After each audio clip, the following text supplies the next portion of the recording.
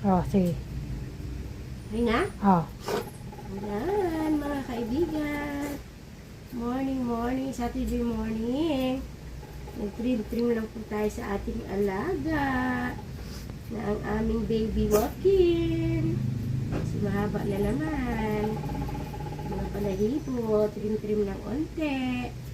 Ayan, lalo na dito sa kanyang bandang paa. At sa kanyang alam na kung saan yung portion na iyon. Ayan. Trim lang po habang gusto niya. Nasa mood. Ang aming walk-in, the pogi. Nagpapatrim. Ayan. Nasa mood lang po yan. Para po pag iihi, hindi po kakapit sa balahibo niya.